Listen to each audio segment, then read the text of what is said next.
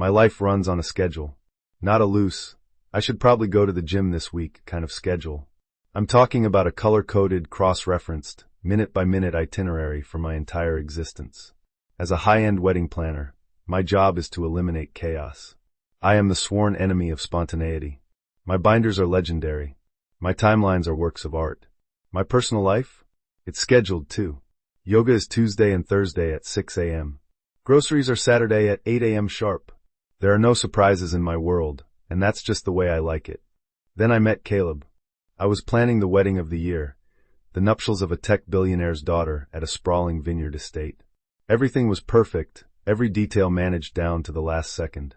Florist, check. String quartet, check. Then, 3 weeks before the wedding, the caterer, a prim, Michelin-starred chef whose schedules were as meticulous as mine, had a burst appendix. The replacement, recommended in a panic by the venue owner, was Caleb.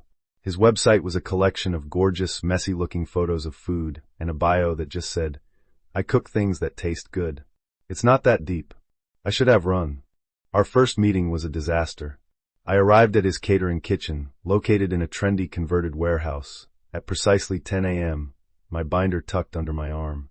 He showed up at 10:17, smelling faintly of wood smoke and coffee, with a smudge of flour on his cheek. "No, all right? The binder gave you away," he said, grinning. He had a warm, easy smile that I immediately distrusted. His hair was a chaotic mess of dark curls, and he wore a faded band t-shirt and a worn apron. "Sorry I'm late." The sourdough starter was having an emotional morning. I just stared at him. "We have a schedule to review." Right. The schedule. He led me into his kitchen. It was organized chaos. Pots and pans hung from the ceiling, bags of produce were piled on a counter, and a massive chalkboard was covered in what looked less like recipes and more like the frantic scribblings of a mad scientist. I spent the next hour trying to walk him through my timeline. The canapés had to be served at exactly 6:15 p.m. The champagne toast was at 7:05. Dinner service began at 7:30. He just listened, nodding, a little smile playing on his lips. "You've got a lot of numbers in here, man," he said, tapping my laminated timeline. "What happens if the best man's speech runs long? What if the bride's dad starts crying and can't get his toast out? You can't schedule feelings, Noah." "I can schedule the container for those feelings," I said stiffly. "My job is to ensure a seamless experience." "My job is to make sure the food doesn't suck," he countered, still smiling. "Relax. It's a party, not a product launch. We'll feel the vibe. The food will come out when it's right." "Feel the vibe" is not an acceptable timeline entry, I said, snapping my binder shut. This was going to be a nightmare. The next 3 weeks were a constant battle of wills. I'd send him a detailed email with a color-coded attachment. He'd reply with, "Sounds good." I'd ask for a final ingredient list for the venue's insurance. He'd send me a picture of a beautiful-looking tomato with the caption, "Thinking about these for the salad." He was my own personal, laid-back version of hell. The day of the wedding arrived. I was on site at dawn, my headset already on, my team moving with military precision. Caleb and his crew rolled in 3 hours later, a whirlwind of music and laughter. He wasn't stressed. He was humming. He immediately started changing things. "The light is better over here for the raw bar," he announced, moving a table I had spent 2 hours positioning according to my precise floor plan. "That's not what the schematic says," I said through gritted teeth. "The schematic is wrong. The oysters will look prettier here. Trust me." Every instinct I had was screaming in protest. But the bride's mother happened to walk by and said, "Oh, that's a much better spot," and I was overruled. The ceremony was flawless, because I was in charge of it. The cocktail hour began. I watched from the sidelines, my stomach in knots. But then a strange thing happened. Caleb's food started to come out, and it was incredible. The canapés weren't just pretty, they were little bites of genius. His staff wasn't robotic, they were warm and engaging. The raw bar in its new non-schematic approved location was mobbed. People weren't just eating, they were having a good time. A real, unplanned, messy good time. Then came the cake. It was a 5-tiered architectural marvel, a masterpiece of smooth, white fondant and delicate, handcrafted sugar flowers. It was the centerpiece of the reception. I had overseen its delivery myself. It was perfect. Just as dinner service was wrapping up, a junior waiter, trying to squeeze past a table, stumbled. He reached out to catch his balance, and his hand went right into the side of the bottom tier of the cake. It wasn't a huge mark. It was a single, perfect, hand-shaped smear in the flawless white fondant. My blood ran cold. My carefully constructed universe, my seamless experience, had a giant, five-fingered flaw in it. I started seeing my career flash before my eyes. The bride was going to see it. Her billionaire father was going to have my head. I started marching toward the kitchen, my mind racing through 1,000 useless contingency plans. I found Caleb standing by the pass, calmly inspecting a plate of sea bass. "We have a code white," I said, my voice tight with panic. "The cake. It's compromised." He followed my gaze out to the reception hall, saw the cake and the smear. He was quiet for a moment. I expected him to panic, to blame someone, to join me in my spiral of doom. Instead, he just nodded slowly. "Okay," he said. "Okay?" I hissed. "That cake cost $12,000.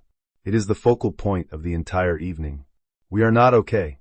"Hey," he said, putting a hand on my shoulder. His touch was surprisingly steadying. "Breathe, man.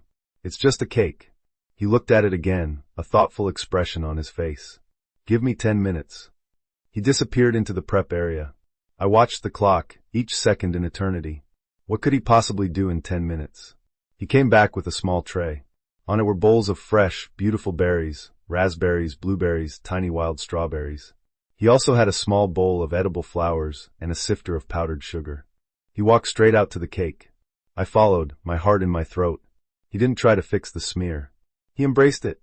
He started arranging the berries and flowers around the handprint, creating a beautiful, cascading waterfall of color that flowed down the side of the cake. It was organic and wild, and 100 times more beautiful than the stiff, perfect original. He finished with a light dusting of powdered sugar that looked like morning frost. He turned what was a disaster into a deliberate, rustic masterpiece. It took him less than 5 minutes. The guests didn't see a mistake. They saw an artist at work. The bride saw it and literally clapped her hands in delight. "It's so much more us now," she exclaimed. I just stood there, speechless. He had taken my rigid, perfect plan, and in the face of chaos, he had made it better just by letting go. The rest of the night was a blur. After the guests left, and my team had packed up, I went back to the kitchen to sign off on the final invoice. It was almost 2 a.m. The place was a mess of dirty pots and pans, but it was a happy, exhausted mess. I found Caleb at a stainless steel prep table, sharing a bottle of wine with his lead sous chef. He saw me and smiled that same, easy smile that had terrified me 3 weeks ago. Now it just looked warm. "Hey clipboard," he said. "Survive the vibe?" I actually smiled back. "A real one. You saved me tonight." "Nah," he said, pouring me a glass of wine. "We saved it. You kept the ship from sinking. I just patched a hole." We were quiet for a moment, the exhaustion of the long day settling over us. His team started to filter out, calling out their goodbyes, until it was just the two of us left in the big, messy kitchen. "For what it's worth," I said, looking at my wine glass, "your timeline was better." He chuckled. "Don't let it get around. You'll ruin my reputation." He leaned back against the counter, looking at me. "You know, for a guy who lives inside a binder, you're not so bad, Noah. And for a guy whose main organizational principle is vibes, you're surprisingly good at your job," I admitted. The space between us felt charged, filled with the leftover adrenaline of the night and something new, something quieter. I was tired. More tired than I had been in years. All my carefully constructed walls were exhausted too. I must have drifted off, because the next thing I knew, my cheek was pressed against the cool, smooth cover of my own binder on the prep table. I'd fallen asleep right there. A gentle hand was on my shoulder. "Hey," Caleb's voice was soft. "Long day, huh?" I sat up, blinking mortified. "Oh my God. I am so sorry. I can't believe I—" "It's okay," he said, and his expression was the kindest thing I had ever seen. "You can rest. The world won't fall apart if you miss a scheduled minute." I just looked at him, at his messy hair and his tired, smiling eyes. My life was a fortress of order I had built to keep the chaos out. But here, in the middle of his beautiful, creative chaos, I felt safer than I had ever felt before. He reached out and gently brushed a stray piece of hair off my forehead. His fingers lingered for a second too long. And in that moment, I threw my entire life schedule out the window. I leaned in and kissed him. It was a messy, tired, wine-flavored kiss, and it was the most perfect, unplanned thing that had ever happened to me.